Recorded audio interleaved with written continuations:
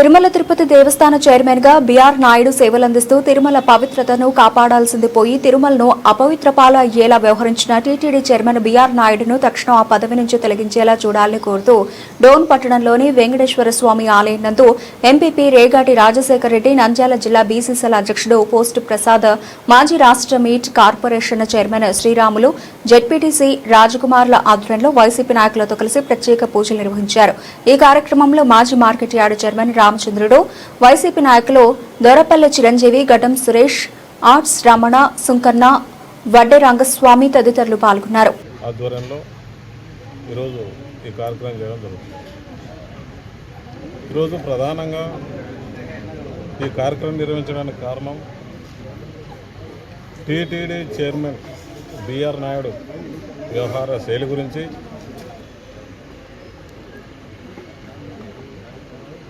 ఈ కార్యక్రమం చేయడం జరిగింది. మన కలియుగంలో అత్యంత పవిత్రంగా భావించే ప్రత్యక్ష దైవం శ్రీ వెంకటేశ్వర స్వామి. కోట్లాది మంది భక్తులు, హిందువులుగా మరి ఎంతో పవిత్రతగా భావించేటువంటి వెంకటేశ్వర స్వామి గురించి టీటీడీ చైర్మన్ బిఆర్ నాయుడు వ్యవహరించినటువంటి తీరు, వీడియోలో వచ్చినటువంటి వైరల్ అవుతున్నటువంటి విషయాల గురించి, మరి భక్తుల మనోభావాలు, కోట్లాది మంది వెంకటేశ్వర స్వామి భక్తుల యొక్క మనోభావాలు దెబ్బతీసే రకంగా బాధ్యత కలిగినటువంటి ఒక టీటీడీ చైర్మన్గా ఉన్నటువంటి వ్యక్తి ఒక పరాయి స్త్రీతో వివరించినటువంటి తీరు వైరల్ అయినప్పుడు మరి గౌరవ ముఖ్యమంత్రి గారు పవిత్రతకు వెంకటేశ్వర స్వామి కలియుగ ప్రత్యక్ష దైవమైనటువంటి వెంకటేశ్వర స్వామి ఏదైతే పవిత్రతగా మనం భావిస్తామో ఆ స్థానంలో ఉన్నటువంటి వ్యక్తి ఆ రకంగా వ్యవహరించినప్పుడు తక్షణమే అతనిని ఆ పదవి నుంచి తొలగించాలి. అది తొలగించకపోగా మళ్ళీ ఈ మధ్య కాలంలో మరి గౌరవ ముఖ్యమంత్రి గారు తిరుపతికి వెళ్ళినప్పుడు ఆ చైర్మన్ ఎవరైతే ఉన్నారో బిఆర్ నాయుడును వెంటేసుకొని తిరగడం అనేటువంటిది ఎంతవరకు సమంజసమో ఒకసారి కలియుగ ప్రత్యక్ష దైవ భక్తులైనటువంటి ప్రజలకు సమాధానం చెప్పాల్సినటువంటి అవసరం ఉంది. మరి నిన్నగాక మొన్న ఒంటిమిట శ్రీ కోదండరామస్వామి ఆలయానికి వచ్చినప్పుడు ఇదే బిఆర్ నాయుడు గారు మరి ప్రతి చోట వెంటేసుకొని తిరగడం, గౌరవ ముఖ్యమంత్రి గారు వెంట తిరగడం, మరి వాళ్ళ కుటుంబ కార్యక్రమం తిరుపతిలో జరిగినప్పుడు కూడా ఇదే మరి భక్తులు చూస్తున్నటువంటి వాళ్ళు ఏ రకంగా అనుకుంటారనేటువంటి ఆలోచన కూడా లేకోకుండా ఆ బాధ్యతల నుండి తప్పించాల్సింది పోయి వెనకేసుకు రావడం అనేటువంటిది ఎంతవరకు సమంజసమో ఒకసారి ఆలోచించాల్సినటువంటి విషయం.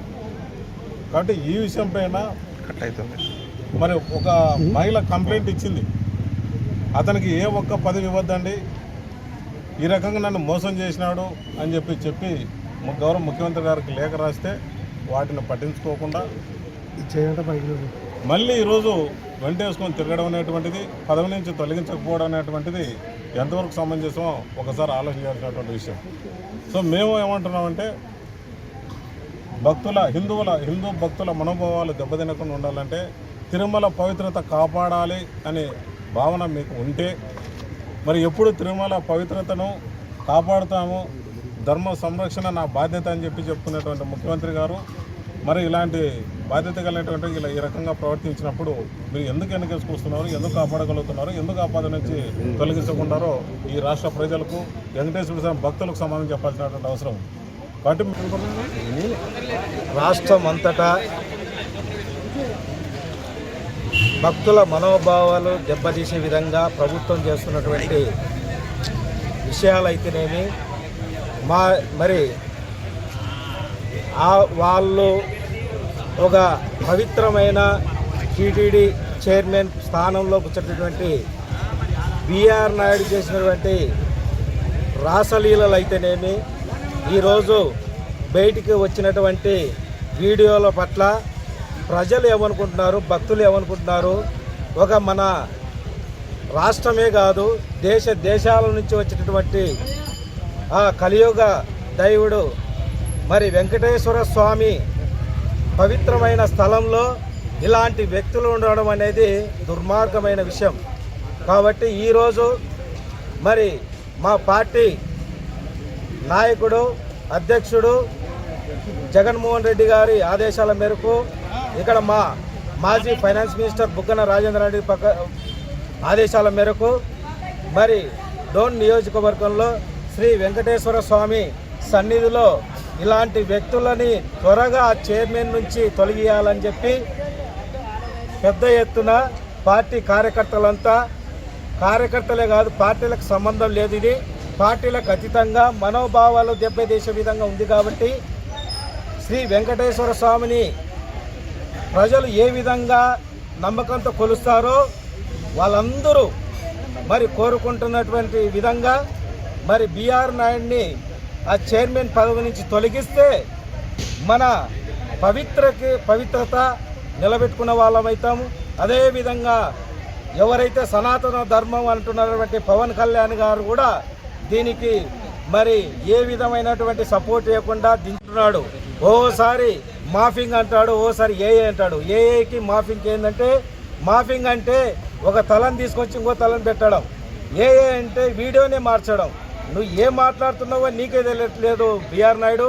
నీకు డబ్బులు ఉండొచ్చు, వేల కోట్లు ఉండొచ్చు, కానీ ఇలాంటి పవిత్రమైన మరి స్థానంలో కూర్చునేటువంటి విలువ మరి ఎలాంటి విలువ నీకు లేదు.